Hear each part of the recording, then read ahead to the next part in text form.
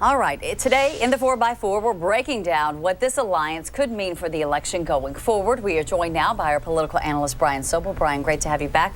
I know when we were speaking last night, you cast a lot of doubt about this divide and conquer strategy. What do you think today? Do you think Trump is going to run the tables in the 5 states? Well, he's going to do very well today. He was ahead in the polling. We'll see the size of the victories. But at the end of the day, this alliance, this unholy alliance, is sort of an insult to a voter. A voter goes in and says, this is the person I want. To tell a voter, no, don't vote for that person, vote for that person to achieve some other end is a long haul, a long stretch, I think, and asking a lot of a voter. I don't think it'll work. So saying that, here's what happens tonight. True or false? Trump wins big. Cruz and Kasich get behind him, give their support to him. And the party is united, and off we go to the convention. So what alternate universe are you in? Right? Not tonight. That won't happen. I say that because of what your response to Heather's question, because I'm sure they've been reading the news and feeling the response to this alliance, and it's not really liked out there. They're feeling the heat. The whole thing is just so unusual, because in past elections, you haven't had this kind of dynamic where two people have teamed up against one person. It's sort of unheard of, and I just don't think at the end of the day it's going to work. Not only that, but you've got 5 primaries tonight. A whole lot of things are going to be decided, and they're talking about a primary on May 3rd and another one way out. Hey, the train may have left the station. So Pennsylvania's a big state. Absolutely, a lot of delegates, and so we'll see what happens after tonight. Trump doesn't get the nomination tonight, and maybe just by other primaries being taken by other people, at the end of the day, it does go in as a contested convention. That makes it a pretty interesting deal. Let's talk about the Democratic side. Yes. Hillary, Bernie Sanders. You heard Senator Harry Reid say today Sanders has no path to win the nomination, but he stopped short of saying Sanders should get out now. After tonight, will that be a clearer picture that maybe it is time to consider? He took a step back last week and took about half a day to rethink things. Probably going to happen again. Because of New York? Because of the loss in New York. But here's the thing.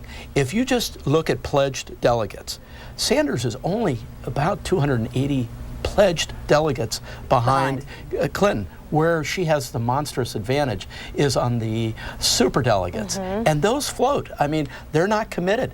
He could make a case and steal a whole bunch of those people. But does this number sound right to you? I heard that Bernie needs to win 82% of the rest of the primaries to get the nomination. Yes, to get it in a traditional sense, absolutely. Yes. So, yeah, he's got a mountain to climb.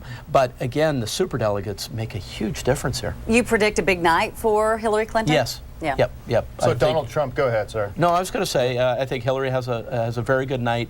I think Trump has a very good night, and we'll see what the shakeout is tomorrow. Trump sent out a tweet. Bernie Sanders has been treated terribly by the Democrats. He should run as an independent. Well, what about that? Yeah. Throw that in the mix. Well, this is really interesting. Some independent talk emerged today from Republican camps and Democratic camps and so forth. It's just kind of the 24-hour news cycle. It's getting people talking about things. So you're talking about a third-party candidate.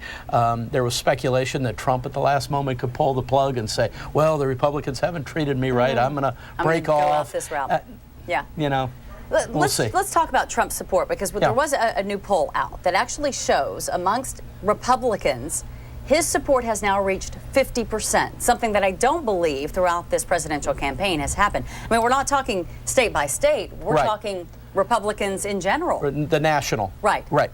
Yeah, it's interesting. I think it comes down to 2 things. One is Cruz isn't very well liked, and people don't think Kasich has a chance. And so that, in combination with people who do feel good about Trump, you know, that adds up to a nice majority for him. You think Trump takes all 5? And what about Hillary or Rhode Island's Bernie Sanders' best chance? I think maybe Hillary takes 4 of 5. Okay. Trump takes 5 of 5. He may even take a couple by rather commanding numbers. State GOP convention is coming up here in Burlingame. Yeah. We have another graphic that shows kind of the latest poll from Fox News regarding California Republicans. 49% for Trump, 22 for Cruz and 20% Kasich. Do you see that changing by the primary in June? No, I think that's holding steady, and nothing yet will happen in California to knock those numbers around. All right, Brian Sobel, Very thanks so much for interesting, your though. political Yep, insight. Appreciate it absolutely. on this primary Tuesday. And of course, we will continue to follow the results as they come in Certainly our will. later newscasts at 5, 6, and on KTVU Plus as well.